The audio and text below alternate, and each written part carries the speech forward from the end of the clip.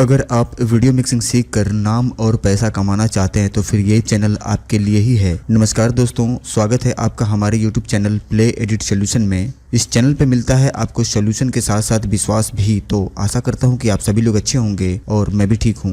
आज फिर मैं आप लोगों के लिए कुछ नया लेकर के आया हूँ। तो चलिए दोस्तों स्टार्ट करते हैं। दोस्तों आज का जो टॉपिक है वो वीडियो एडिटिंग पीसी बिल्ड के ऊपर है। काफी सारे लोग मुझे फोन करके ये पूछते थे कि सर कोई ऐसा पीसी बताइए जो मेरे बजट में हो और बेहतर मैं काम कर सकूं। तो हर बार इस चीज को मुझे बताना पड़ता था आप लोगों को। बहुत सारे लोग हैं जिन्होंने मेरे से पीसी की रिक्वायरमेंट ली है, हो सके वो मेरी वीडियो को देख रहे हो इस समय। तो मैंने फाइनली ये विचार किया कि इस पे मैं कंप्लीट वीडियो बना करके आप लोगों को बताऊं। आज के तारीख में जो डेटा आ रहा है या जो एडिटिंग के लिए हमें रॉ मटेरियल मिल रही है स्टूडियो से, कौन से पीसी पे हम उसे बेहतर तरीके से एडिट कर सकते हैं। क्योंकि पीसी अगर बहुत ज्यादा लो है तो भी काम नहीं हो पाएगा। दिन भर हम एक ही कैसेट को लेकर के और काम करते रह जाएंगे और पीसी बार बार नेक होगा, हैंग होगा। और जितनी हमें जरूरत है अगर हम उससे ज्यादा हैवी पीसी असेंबल कर लेते हैं या बिल्ड कर लेते हैं तो वो भी हमारा पैसा वेस्ट होगा। तो कंप्लीट ये वीडियो मैंने उसी के जानकारी के ऊपर बनाया है। इस वीडियो को पूरा देखने के बाद दोस्तों मेरा ये वादा है आप लोगों से कि कई ऐसी जानकारियां आप लोगों को मिलेगी जो आगे आप लोगों ने अभी तक नहीं सुना होगा या उसके बारे में सोचा भी नहीं होगा। तो वीडियो को पूरा देखिएगा और आशा करता हूं कि ये वीडियो काफी पसंद आएगा। अगर ये वीडियो पसंद आएगा तो कमेंट जरूर करके बताइएगा कि इसमें आपको कौन सी जानकारी, नई जानकारी मिली। चलिए स्टार्ट करते हैं। दोस्तों दो चार बिंदुओं को पहले समझना जरूरी है। सबसे पहले कि जब भी कोई कंपनी किसी भी जनरेशन में जब भी कोई प्रोसेसर को वो लॉन्च करता है, कोर i7, कोर i5 या कोर i3, तो हमेशा 3 से 4 नंबर उनका निकलता है। जैसे कोर i7 में अगर उनका प्रोसेसर आएगा तो कम से कम 4 नंबर आएगा। समझना ये जरूरी है कि क्या चारों नंबर हमारे वीडियो एडिटिंग के लिए प्रोसेसर वो काम आएगा या नहीं। अगर एक ही प्रोसेसर से सारा काम हो जाना होता तो इंटेल कंपनी 4 प्रोसेसर अलग अलग नंबर क्यों लॉन्च करती। सबसे पहली चीज ये, यहाँ पे हम लोग कभी ध्यान नहीं देते इसलिए क्योंकि हमें उस चीज़ की नॉलेज नहीं है और हम लोग कभी उस विषय में गौर नहीं करते। हम सीधा एक दुकान पे जाते हैं और उनसे कहते हैं कि सर हमें एक पीसी बिल्ड करना है वीडियो एडिटिंग के लिए। तो वो हमसे पूछते हैं कि सर क्या लेंगे, आप i5 लेंगे या i7 लेंगे। हम उनसे कहते हैं कि सर हमें एक i7 लेना है।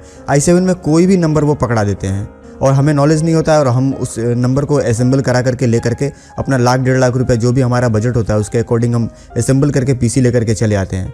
आने के बाद देखते क्या है कि बगल में एक बंदा 2-4-10 किलोमीटर में एक वीडियो एडिटिंग के लिए जो आदमी बैठा हुआ है वो कोर i5 लगा करके भी मेरे जितना काम वो अपने कोर i5 सिस्टम पे निकाल लेता है। मैं कोर i7 लगा करके भी लगभग उतना या उससे नीचे ही काम कर पाता हूँ। कारण ये है कि आप सही तरीके से सही मदरबोर्ड, सही प्रोसेसर, सही रैम और सही पावर सप्लाई की सिलेक्शन नहीं कर पाते हैं और जिसके वजह से आपका पीसी वो परफॉर्मेंस नहीं दे पाता है जो परफॉर्मेंस आपको मिलना चाहिए।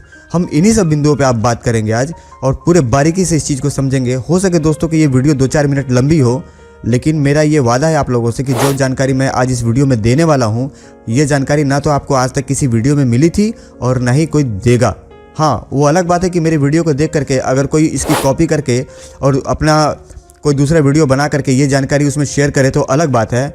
लेकिन इस बात के लिए मैं गारंटी देता हूं कि जो जानकारी आज मैं देने वाला हूं वो दूसरे किसी वीडियो में अभी तक नहीं है। पीसी बिल्ड के ऊपर बहुत सारे लोगों ने वीडियो बना रखा है पर इतना डीपली किसी ने नहीं समझाया।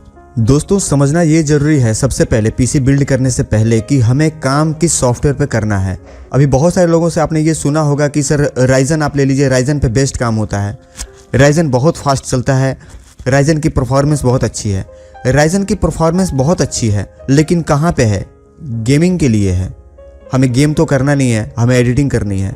तो इस बात को पहले समझना होगा कि हमें काम क्या करना है।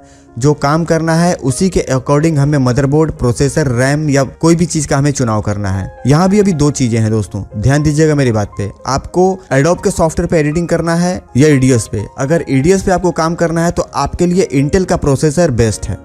इंटेल के अलावा अगर आप AMD में जाते हैं तो आपको परफॉर्मेंस नहीं मिलेगा। आप राइजन नहीं, कुछ भी ले लें। अगर आपको एडोब पे काम करना है तो फिर आप राइजन में जा सकते हैं।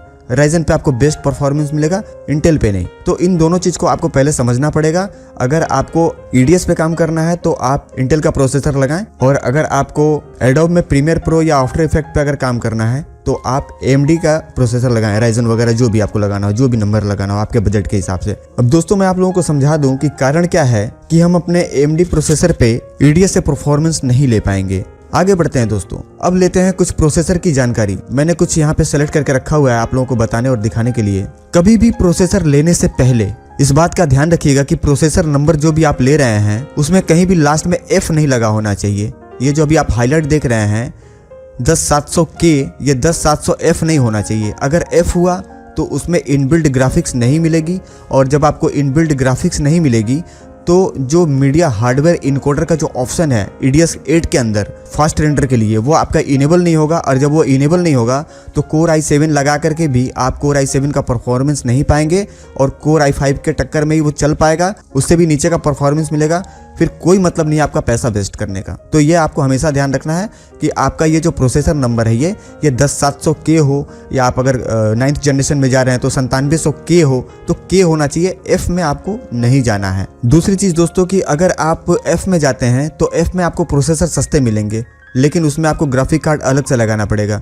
ग्राफिक कार्ड लगाएंगे तो फिर आपका ले दे करके बजट वहीं पहुंच जाएगा। जैसे ये प्रोसेसर आपका 33,000 का है, अगर आप F में जाएंगे तो ये 5-6 हज़ार रुपये आपका कम हो जाएगा, लेकिन फिर आपकी परफॉर्मेंस गिर जाएगी। और हम जब पैसा लगा रहे हैं परफॉर्मेंस के लिए और हमें बेस्ट काम चाहिए और फास्ट काम चाहिए, तो फिर हम 2-4-5 हज़ार रुपये के लिए समझौता नहीं करेंगे। दूसरी बात दोस्तों कि अगर आपने F सीरीज ले भी लिया प्रोसेसर, तो वो डायरेक्ट आप केबल मदरबोर्ड में लगा करके आप उस पर मॉनिटर पे पिक्चर नहीं देख सकते। मॉनिटर पे पिक्चर नहीं आएगी। मैं आपको दिखा देता हूँ वो प्रोसेसर सर्च करके। देखिए दोस्तों, ये जो ऊपर आप प्रोसेसर देख रहे हैं ये 9700F, ये प्रोसेसर देखिए यहाँ पे 2400 रुपये का है। ये प्रोसेसर यहाँ पे 24,000 रुपये का है, 22,000 रुपये तक का दिखा रहा है। मैं यहाँ प्राइस की बात नहीं कर रहा, प्राइस ऊपर नीचे हो सकता है, आपकी मर्जी हो तो आप अमेजन से मंगाएं, या आप जा करके ऑफलाइन भी खरीद सकते हैं किसी दुकानदार से जो आपका परिचित हो। दोस्तों यही हम 9700K में हम जब अभी सर्च करेंगे तो हम रेट में काफ़ी डिफरेंस पाएंगे। आइए हम सर्च करते हैं। ये देखिए दोस्तों, ये अब प्राइस आ गई, वहाँ 22,000 रुपये के आसपास था, यहाँ पे ये 28,500 रुपये के आसपास है। तो अब क्या है, इसमें आप डायरेक्ट मॉनिटर का केबल लगा करके आप इस पे वीडियो एडिटिंग कर सकते हैं, पिक्चर आपको मॉनिटर पे दिखेगी। जबकि अगर आप F सीरीज लेते हैं तो उसमें आपको पिक्चर मॉनिटर पे नहीं दिखेगा बिना ग्राफिक्स कार्ड के। तो ग्राफिक्स कार्ड लगाएंगे तो उसका पैसा आपका अलग से लगेगा, तो ले दे करके आपका खर्चा वहीं आ जाएगा। पहली चीज़ ये। दूसरी चीज़ दोस्तों कि जो मैंने एक वीडियो बनाया हुआ है फास्ट रेंडर के ऊपर, उसमें आपने देखा होगा, उसमें मीडिया हार्डवेयर इनकोडर का जो इनेबल का ऑप्शन आता है EDS के ऊपर, वो अगर आपका K सीरीज प्रोसेसर नहीं है तो वो इनेबल नहीं होगा और फास्ट रेंडर नहीं होगी। तीसरी चीज़ ये समझ लीजिए दोस्तों कि ये जो K सीरीज प्रोसेसर है ये टर्बो प्रोसेसर होता है, और टर्बो प्रोसेसर का मतलब ये कि अपने हिसाब से इसका स्पीड हमेशा ऊपर नीचे होते रहता है। मतलब कि अगर जब इस पर लोड पड़ेगा तो दोस्तों ये जो K सीरीज है इसमें जो टर्बो टेक्नोलॉजी है इसको हम आगे और भी समझ लेते हैं थोड़ा सा संक्षिप्त में। जैसे कि जब आपके सिस्टम पे रेंडर लगा हुआ है तो ये अपना पूरा हाई परफॉर्मेंस में अपना काम करेगा, और जो इसका पूरा 5 गीगाहर्ट्ज़ जो इसका प्रोसेसर का जो पावर है उस पावर के अकॉर्डिंग ये काम करेगा। पर जब आपके सिस्टम पे कोई लोड नहीं है, अभी आप लोड नहीं दे रहे हैं, विदाउट लोड है, जैसे आपने सिस्टम सिर्फ चालू करके छोड़ दिया, तो इस कंडीशन में क्या है दोस्तों, मैं आपको बता दूं कि आपका बिल्कुल पावर कंज्यूम जो ये प्रोसेसर ले रहा है, जो पावर आपका, ये बिल्कुल कम हो जाएगा, मतलब बिल्कुल ना के बराबर। जब आपका प्रोसेसर पे लोड रहेगा जब ये पावर कंज्यूम करेगा, नहीं तो ये नॉर्मल कंडीशन में हो जाएगा। तो ये इसके फ़ायदे हैं। दोस्तों ये थी जानकारी इस प्रोसेसर के बारे में, ठीक है। तो कभी भी प्रोसेसर लेने से पहले F सीरीज का ध्यान रखेंगे, कभी भी वीडियो एडिटिंग के लिए F सीरीज का प्रोसेसर नहीं लेंगे, हमेशा K सीरीज का प्रोसेसर लेंगे। थोड़ा सा महंगा लीजिए लेकिन बढ़िया लीजिए। दोस्तों आज जो मैं आप लोगों के लिए PC बिल्ड के बारे में बताने वाला हूँ, i7 के बारे में, मैं i7 10th जनरेशन में बता रहा हूँ। 9th जनरेशन में क्यों नहीं बता रहा हूँ, क्योंकि 9th जनरेशन में 9700K प्रोसेसर मिलना मार्केट में लगभग बंद हो गया है, नहीं मिल रहा है। 2-4 लोगों को मैंने अभी बताया था, कुछ लोगों ने परचेज भी किया है और उन्होंने मेरे से फ़ोन करके कहा कि सर 9th जनरेशन में 9700K प्रोसेसर नहीं है, सिर्फ 9700F मिल रहा है, तो क्या करूँ सर। तो मैंने उनको कहा कि सर कुछ पैसे आपके बढ़ेंगे, 5-7 हज़ार रुपये का आपका अंतर आएगा पूरे PC को मिला करके, और आप 10th जनरेशन में जाइए। 9th जनरेशन में F सीरीज का प्रोसेसर आप मत लीजिए। F सीरीज के बारे में मैं इसलिए आप लोगों को जानकारी दे दिया हूँ कि आने वाले समय में आप लोग धोखा ना खाएं और आपका पैसा डंप ना हो। जानकारी अगर पहले से आपको थी तो कमेंट करके बताइएगा, अगर ये जानकारी नहीं मिली है तो कमेंट जरूर करिएगा मुझे, और मुझे ज़रूर बताइएगा कि सर ये जानकारी मुझे नहीं थी, आपसे मिली है। ये जो प्रोसेसर है ये बिल्कुल बेस्ट प्रोसेसर है, और इसका जो सॉकेट नंबर है ये भी कंपनी ने चेंज किया है, अभी ये 1200 इसका सॉकेट नंबर हो गया हुआ है। दूसरी बात दोस्तों, ये 5.1 गीगाहर्ट्ज़ क्लॉक स्पीड है, इसकी स्पीड बहुत तेज है इस प्रोसेसर की। 8 कोर का ये प्रोसेसर है, यहाँ आप देख पा रहे होंगे, और इसमें 16 थ्रेड है। ये चीज़ पहले आपको Core i9 में जाना पड़ता था 9900K में, फिर ये 8 कोर का प्रोसेसर मिलता था। अभी Core i7 में ही 8 कोर का प्रोसेसर आ गया है। मतलब ये दोस्तों कि अब हमारा Core i7 ही Core i9 के टक्कर में काम करेगा, ठीक है। तो ये आप प्रोसेसर ले लेंगे, ये 10th जनरेशन का प्रोसेसर है, ठीक है। अब आइए मदरबोर्ड के बारे में बात करते हैं। मदरबोर्ड मैंने यहाँ पे 2 सेलेक्ट करके रखे हुए हैं, मैं आप लोगों को दिखा देता हूँ।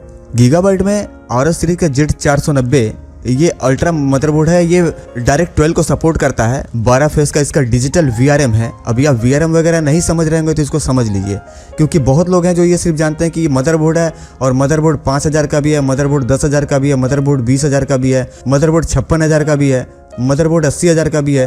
तो जब सभी एक ही जैसा है, सब में एक ही प्रोसेसर लग जाएगा, तो हम क्यों जाएंगे 50,000 का मदरबोर्ड लेने, हम क्यों जाएंगे 23,000 का मदरबोर्ड लेने, अपन हम 10,000 का ही मदरबोर्ड लगा करके काम कर लेंगे। ऐसा नहीं है दोस्तों। क्योंकि हम ऐसा क्यों सोचते हैं, क्योंकि उसके विषय में हमें नॉलेज नहीं है और किसी ने डीप से नॉलेज नहीं दिया। अगर किसी ने इस वीडियो को बनाया भी है तो वो इंग्लिश में है वीडियो, और इंग्लिश में हम बहुत बेहतर तरीके से नहीं समझ पाते हैं, इसलिए मैंने इस वीडियो को हिंदी में बनाया। दोस्तों अभी ये जो आपको स्क्रीन पे हाईलाइट हो रहा है जगह, ये जो एरिया हाईलाइट हो रहा है, आप देखिए, ये इसका VRM है। ये 12 फेस की VRM है। दोस्तों जब हम लोड देते हैं किसी चीज़ पे, और जब वो पूरा लोड जब पूरे तरीके से वो बेस्ट परफॉर्मेंस में आकर के अपने पूरे ताकत से वो जब काम करता है, तो वो पूरा ताकत जब लगाता है तो वो पूरा लोड चला जाता है उसके पावर सप्लाई सेक्शन पे। ध्यान दीजिएगा बात पे, वो पूरा लोड जाता है पावर सप्लाई सेक्शन पे, और पावर सप्लाई सेक्शन उसका अगर पावरफुल नहीं है तो फिर वो नेक करना चालू कर देगा, उसकी परफॉर्मेंस गिर जाएगी, वो बेस्ट परफॉर्मेंस पे नहीं काम करेगा। इसीलिए जब भी मदरबोर्ड सेलेक्ट करें तो बेस्ट VRM वाला ही मदरबोर्ड सेलेक्ट करें। ये आपके बजट में है, ये बहुत महंगा नहीं है। 33,000 रुपये इसका रेट है। 1,000-2,000 आगे पीछे आपको ऑफलाइन मिल सकता है। ये बहुत ही बढ़िया मदरबोर्ड है उस प्रोसेसर के लिए, बहुत बेस्ट परफॉर्मेंस आपको मिलेगा। दोस्तों इसमें डबल चैनल रैम सपोर्ट है, जो कि एक बहुत खास बात होता है मदरबोर्ड के लिए। डबल चैनल और सिंगल चैनल मैं आप लोगों को समझा दूं। आपने देखा होगा कि बहुत ऐसे मदरबोर्ड हैं जिसमें 2 ही स्लॉट होता है रैम लगाने के लिए, इसमें 4 स्लॉट है। तो डबल चैनल है इसमें, और डबल चैनल में आपको रैम की परफॉर्मेंस ज़्यादा बेस्ट मिलती है। दूसरी बात कि इसमें 3 स्लॉट दिया हुआ है। दूसरी बात दोस्तों कि इसमें 3 PCI स्लॉट है। आप इसमें डबल ग्राफिक कार्ड लगा करके और क्रॉस फायर में भी आप ग्राफिक कार्ड को चला सकते हैं। क्रॉस फायर में डबल ग्राफिक कार्ड कैसे काम करता है इसके बारे में अगर आप बताएंगे तो मैं वीडियो बना दूंगा, और जैसे आप सिंगल ग्राफिक कार्ड लगा करके परफॉर्मेंस लेते हैं, उसी तरीके से आप डबल ग्राफिक कार्ड भी लगा करके क्रॉस फायर में परफॉर्मेंस ले सकते हैं। ऐसा नहीं है कि आप 2 ग्राफिक कार्ड लगा दिए तो वो क्रॉस फायर में काम करना चालू कर देगा, ऐसा नहीं है। उसकी सेटिंग होती है, जब जाकर के वो दोनों ग्राफिक्स कार्ड एक साथ क्रॉस फायर में काम करेगा। इसके ऊपर मैं एक वीडियो बना दूंगा, इसके बारे में भी बहुत कम लोगों को नॉलेज है, मैं बता दूंगा आगे। इसके अलावा दोस्तों इसमें जितने भी फैन चेसिस के लिए या CPU के लिए या वगैरह वगैरह जितने भी फैन जो कंट्रोल होंगे इस मदरबोर्ड से, वो सारा स्मार्ट टेक्नोलॉजी पे है। यानी कि जब PC बहुत ज़्यादा गर्म होगा तो फैन की स्पीड अपने आप तेज होगी, और PC अगर आपका कूल है, ठंडा है, तो अपने आप सारा फैन का स्पीड कम हो जाएगा। इसके अलावा दोस्तों इसमें बहुत सारे फीचर्स हैं, वो बताने लगूंगा तो बहुत लंबा ये वीडियो हो जाएगा। तो ये मदरबोर्ड देख लीजिए, अगर आपके ये बजट में है तो ये मदरबोर्ड बहुत बेस्ट है। अदरवाइज इससे भी अच्छे मदरबोर्ड हैं RS में, लेकिन मैं वो Core i9 का जो वीडियो बनाऊंगा उसमें बताऊंगा। इस प्रोसेसर के साथ ये वीडियो बिल्कुल बेस्ट है। इसके अलावा दोस्तों अगर आपके पास थोड़ा सा बजट कम है तो आप ये मदरबोर्ड ले सकते हैं। ये मदरबोर्ड भी बहुत बेस्ट है। इस मदरबोर्ड का नंबर ऊपर सामने लिखा हुआ है Z490UD। इसका भी 11 फेस VRM, बहुत तगड़ा VRM है इसका भी VRM आप देख सकते हैं, और ड्यूल चैनल इसमें भी रैम सपोर्ट है। क्वालिटी थोड़ी सी उस बोर्ड से हल्की है क्योंकि पैसा कम लग रहा है, लेकिन वो जितना फीचर उस मदरबोर्ड के अंदर है वो सारे फीचर्स इस मदरबोर्ड के अंदर आपको आ जाएंगे। फैन कंट्रोल के लिए दोस्तों स्मार्ट सपोर्ट इस मदरबोर्ड में भी है। दूसरी बात की आप इसमें भी डबल ग्राफिक कार्ड लगा करके क्रॉस फायर में चला सकते हैं। बाद बाकी सारे फीचर्स आपको मिल जाएंगे जो उस मदरबोर्ड में थे। तो ये मदरबोर्ड भी एक बेस्ट ऑप्शन है आपके लिए, और उस प्रोसेसर के सॉकेट को ये सपोर्ट करता है। इस बात को भी ध्यान में रखना है कि प्रोसेसर नंबर का जो सॉकेट है वो 10th जनरेशन में चेंज हो गया है। दोस्तों अब आगे बढ़ते हैं और आप लोगों को बताते हैं कि जो प्रोसेसर आपने सेलेक्ट किया हुआ है उसमें उसके साथ हीट सिंक नहीं आती है। ओवरक्लॉकिंग प्रोसेसर है वो, आप उसको ओवरक्लॉक करके भी चला सकते हैं। तो उसके लिए उसको कूलिंग करने के लिए जो व्यवस्था है वो बहुत अच्छी होनी चाहिए, क्योंकि वो जब हीट होगी तो उसकी परफॉर्मेंस गिर जाएगी। कूलिंग के लिए दोस्तों मैंने कूलर मास्टर का MA610P CPU कूलर मैंने यहाँ पे आप लोगों को दिया हुआ है। ये बहुत बेस्ट ऑप्शन है और ये बहुत बढ़िया कूलिंग करता है। ये Core i9 पे भी बहुत बढ़िया काम करता है। मैंने Core i9 पे 20 को लगा करके काम किया हुआ है। ये टोटल 12 पाइप में है। 12 पाइप आप नीचे देख सकते हैं। ये जो पाइप दिख रहा है हीट सिंक का, ये जितना ज़्यादा होता है उतना ही ज़्यादा ठंडा करता है। ऊपर के साइज तो मायने रखते ही हैं दोस्तों, उसके अलावा नीचे का भी इसका जो बेस है ना, ये बहुत मायने रखता है। तो इस बात को ध्यान में रखना है और ये बेस्ट है। ये तकरीबन मेरे ख्याल से ये 5000 रुपये के रेंज में आएगा। ये 1800-2000 रुपये के जो रेंज में आते हैं वो मत लगाइएगा, वो हीट करने लग जाएगा आपका प्रोसेसर। और जब प्रोसेसर प्रोसेसर हीट करेगी तो फिर वो अपना परफॉर्मेंस कम कर देगा। फिर वो जब ठंडा होगा, जब फिर उसकी परफॉर्मेंस बढ़ेगी, जब फिर हीट होगा तो फिर वो नीचे आ जाएगा। तो इस बात को ध्यान में रखना है, कूलिंग पे आपको विशेष ध्यान रखना है। कुछ लोग लिक्विड कूलिंग का यूज करते हैं, तो आप लगा सकते हैं लिक्विड कूलिंग, लेकिन लिक्विड कूलिंग मुझे क्यों नहीं पसंद है तो मैं इसके ऊपर एक अलग से वीडियो बना करके आप लोगों को बता दूंगा कि लिक्विड कूलिंग में नुकसान क्या है। इस वीडियो में बताऊंगा दोस्तों, तो वीडियो काफी लंबी हो जाएगी। अब आता है दोस्तों रैम का नंबर। रैम में ये रैम ज्यादा बेस्ट है दोस्तों। आप 16 GB रैम लगा सकते हैं। 16 GB से नीचे मैं नहीं कहूंगा डालने के लिए, और 3600 मेगाहर्ट्ज में आप रैम डालेंगे। अगर आपका बजट कम है तो आप 3200 ले लेंगे। 3200 से नीचे आप नहीं जाएंगे, फिर आपको परफॉर्मेंस नहीं मिलेगी। और अगर 16 GB डालना है तो 2 सॉकेट डालेंगे, 8-8 GB का 2। सिंगल मत लगाइएगा, क्योंकि डबल चैनल है। तो फिर मैं इस चीज को बता दूं कि सिंगल अगर लगाएंगे तो एक चैनल खाली रहेगा, फिर परफॉर्मेंस में आपको दिक्कत आएगी। तो कभी भी रैम जब भी लगाइए तो डबल चैनल लगाइए। अगर 16 GB डालना है तो 8-8 के 2 स्टिक, 32 GB डालने हैं तो 8-8 के 4 स्टिक डाल लें, या फिर 16-16 के 2 स्टिक डालें, लेकिन कभी भी डबल रैम लगाना चाहिए। दूसरी बात दोस्तों कि कोर्सेर का ये जो नंबर है, ये नंबर बहुत बढ़िया है, ये बहुत बेस्ट काम करता है। मैंने बहुत सारे पीसी में असेंबल किए हुए हैं, मैं खुद भी चला रहा हूँ। तो ये रैम आपके लिए बढ़िया है, 3600 मेगाहर्ट्ज। इसके बाद दोस्तों आप अगर ग्राफिक कार्ड लगाना चाहते हैं तो ग्राफिक कार्ड में जो मुझे अब तक सबसे बेस्ट दिखा वो ग्राफिक कार्ड है सफायर का 8 GB RX 590। ये 580 यहाँ पे दिखा रहा है, पर आपको 590 लेना है। 580 हमें दिखा नहीं था, इसलिए मैंने यहाँ पे, दिखने में लुक वाइज बिल्कुल सेम है, प्राइस भी लगभग सेम ही आएगा। मैंने मंगवाया था 28,000 रुपये के आसपास उसका भी प्राइस है, लेकिन ये RX 590 आपको लेना है। इस ग्राफिक्स कार्ड की एक खास बात यह है कि आज तक ये ग्राफिक्स जिसने भी लगाया, कोई भी आदमी ये नहीं कह सकता कि ये ग्राफिक हमारा फूक गया हो या जल गया हो। जिसने भी लगाया है चल ही रहा है, ये हीट नहीं होती है और परफॉर्मेंस इसका बहुत बढ़िया है। बाकी इसका जो फ्रेम रेट वगैरह है या इसका बूस्ट क्लॉक वगैरह, ये सब आप यहाँ पे चेक कर सकते हैं। यहाँ पे सारा दिख रहा है। ये सब बताने लग जाऊंगा तो ये वीडियो काफी लंबी हो जाएगी। तो ये ग्राफिक कार्ड 590 आप लगा सकते हैं, RX ये बेस्ट है। एनवीडिया में जाने के लिए मैं आपको नहीं कहूंगा, क्योंकि एनवीडिया एडोब सॉफ्टवेयर को ज्यादा बेस्ट सपोर्ट करता है और आपको एडीएस पे काम करना है, तो मैं आपको नहीं कहूंगा। अगर आप जाना चाहते हैं तो एनवीडिया का लगा सकते हैं, मैं उसके लिए नहीं कहूंगा। दूसरी बात दोस्तों कि इस ग्राफिक कार्ड की खास बात यह है कि जब ये हीट होता है जब ही इसके फैन चलते हैं। अगर हीट नहीं है तो इसके फैन नहीं चलते। ये अपने आप को काफी हद तक ये खुद ही ठंडा रखता है। हीट सिंक वगैरह इसमें बहुत तगड़ी बनी हुई है, आप देख पा रहे होंगे। और आप इसे दिन रात चलाइए, कोई दिक्कत नहीं आती, क्योंकि वीडियो एडिटिंग करने वाले जितने भी लोग हैं इनके पीसी बहुत लंबे समय तक चलते ही रहता है। एक बार सुबह पीसी ऑन हो गई तो जब तक लैब बंद नहीं होगा, जब तक पीसी चलना ही चलना है। तो हमें हमेशा मदरबोर्ड, प्रोसेसर या ग्राफिक कार्ड या रैम ये बेस्ट क्वालिटी का होना चाहिए। अब दोस्तों बात करते हैं SSD की। SSD आप 250 GB लगा सकते हैं सी ड्राइव के लिए। अगर आपका बजट है तो आप 1 TB भी डाल सकते हैं। 1 TB भी अब सस्ता हो गया, इनका 10,000 रुपए के आसपास आ गया है। ये सर्कल वगैरह कंपनी में आप देखेंगे या क्रूसल कंपनी में तो ये 9,000 10,000 रुपए के रेंज में इनका आ गया हुआ है। तो ये बेस्ट ऑप्शन है। आप इसमें अगर काम करेंगे तो आपको बहुत तगड़ी स्पीड मिलेगी। और डी ड्राइव आप इसी का बना लें अगर आपके पास बजट है तो। अगर बजट कम है तो आप 250 GB का एक लगा करके सी ड्राइव क्रिएट कर लें। और इसमें जब भी आपको लेना है तो इस बात का आपको ध्यान रखना है दोस्तों, अगर आप 250 GB ले रहे हैं तो आप सैमसंग में जाएं, दूसरे किसी कंपनी में ना जाएं। ये आपको सस्ता आ जाएगा, बहुत महंगा नहीं पड़ेगा।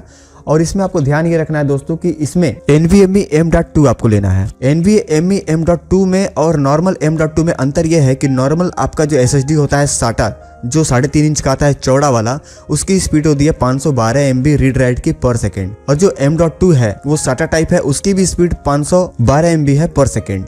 लेकिन ये जो NVMe है प्रोटोकॉल, ये नए प्रोटोकॉल इसके तैयार हुए हैं। इस पे जो इसकी परफॉर्मेंस है रीड राइट की, ये 3500 MB या 3600 MB के आसपास आ गया है इसका स्पीड। तो उससे जो नॉर्मल आप SATA टाइप लगा रहे हैं SSD 512 MB, उसके लगभग 6 से 7 गुना तेज ये इस SSD का परफॉर्मेंस है।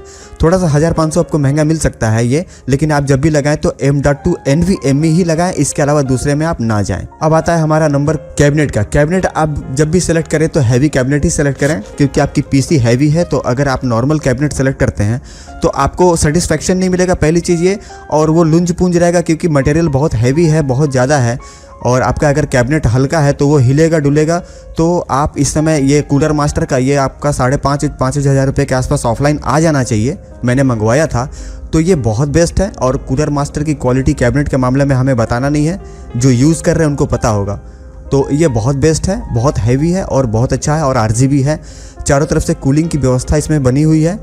दूसरी बात दोस्तों कि इसमें पावर सप्लाई आपका नीचे यहाँ पे पड़ जाएगा, तो ये पावर सप्लाई दिखता भी नहीं है और केबल वगैरह सारा इसके पीछे साइड से चला जाता है, तो देखने में ये लुक वाइज बहुत बढ़िया साफ लगता है। और RGB जब आपका रहेगा तो रात में एक अलग ही लुक निकल करके आएगा। आप इसको मेन काउंटर पे भी अपना रख सकते हैं। फैन पीछे भी लगाने का इसमें ऑप्शन है। तो कूलिंग की व्यवस्था इस कैबिनेट के अंदर बहुत ही बेस्ट है। आगे से भी पूरा जाली बना हुआ है। ये पीसी बहुत ठंडा रखता है। दोस्तों अब बात करते हैं हम पावर सप्लाई की। पावर सप्लाई दोस्तों अगर आपका बजट है तो आप 850 या 750 डाल सकते हैं, लेकिन 650 से नीचे जाने के लिए मैं आपको नहीं कहूंगा। 650 में इससे बढ़िया पावर सप्लाई आपको इस कम रेट पे आपको नहीं मिलेगा। CV 650 ये आपका 5,000 साढ़े 5,000 रुपए के रेंज में आ जाना चाहिए।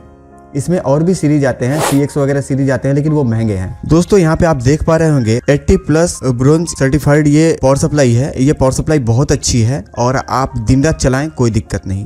दोस्तों मैं आप लोगों को बता दूं, आप जितने भी रेलवे स्टेशन पे देखेंगे, जितने भी जो सिस्टम कंप्यूटर लगे होते हैं जिसमें हम लोगों को ट्रेन की जानकारी वगैरह मिलते रहती है, क्या कभी आपने देखा है कि वो पीसी कभी शट डाउन की जाती है या रीस्टार्ट किया जाता है या बंद किया जाता है? नहीं, एक बार अगर वो चालू हो गई तो वो चलता ही रहता है जब तक वो खराब नहीं हो जाएगा। 7-2 साल में जब तक उसके अंदर कोई कंपोनेंट खराब ना हो जाए, हार्ड ड्राइव से लेकर के कोई भी चीज़, तब तक वो सिस्टम उतारा नहीं जाता। उन सब के अंदर दोस्तों कॉर्सर का ही पावर सप्लाई लगा होता है और सारे ब्रांडेड मटेरियल लगे होते हैं।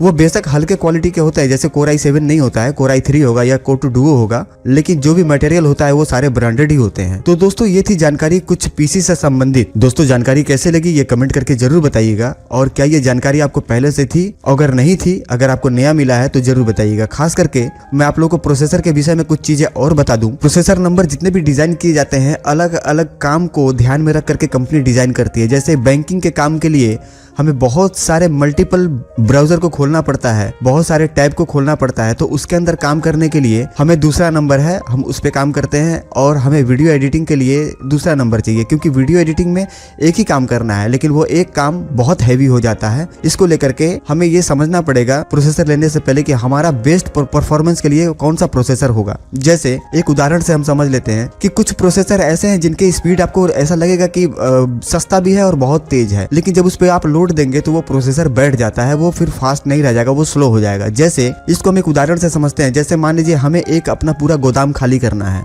और खाली करके हमें कहीं 200 किलोमीटर दूर ले जाना है, तो हम उसके लिए एक ट्रक बुक करते हैं। ट्रक क्यों बुक करते हैं? जबकि हमें पता है कि ट्रक की स्पीड 40 किलोमीटर प्रति घंटा से लेकर के 60 किलोमीटर प्रति घंटा के बीच है। हम कार क्यों नहीं बुक कर लेते हैं? हम भी जानते हैं कि कार कम से कम चलेगी तो 100 की 120 की स्पीड चलेगी, यानी कि जो सफर ट्रक 2 घंटे में तय करेगा, कार हमारा 40-50 मिनट में या 1 घंटे में तय कर लेगा। लेकिन हमें पता है कि जितना लोड एक ट्रक लेकर के जा सकता है, कार नहीं लेकर के जा सकता। इसीलिए हमेशा काम को ध्यान में रख करके प्रोसेसर, बोर्ड, रैम और उसके पावर सप्लाई का सिलेक्शन करना चाहिए। दूसरी बात दोस्तों, मल्टीपल काम और सिंगल भारी काम, इन दोनों बात को समझ लेते हैं। जैसे एक 50 किलो का एक बोरी रखा हुआ हो और हम 4-4, 5-5 साल के बच्चे 10 बच्चों को लगा दें और उनसे ये कहें कि इस बोरी को उठा करके आप ले जा करके एक जगह से दूसरे जगह पे रख दो, वो बच्चे नहीं कर पाएंगे। क्यों? क्योंकि उनके हाथ छोटे हैं। लेकिन अगर वहीं पे एक हिस्ट पुष्ट पहलवान को अगर हम ये कहें ये 50 किलो की बोरी उठा करके आप एक जगह से दूसरे जगह रख दो, तो वो 50 किलो का 1 कुंटल की बोरी भी रहेगा तो वो उठा करके दूसरे जगह फेंक आएगा। क्यों? क्योंकि उसके अंदर वो पावर है तो अकेला ही है, 2 ही हाथ उसके,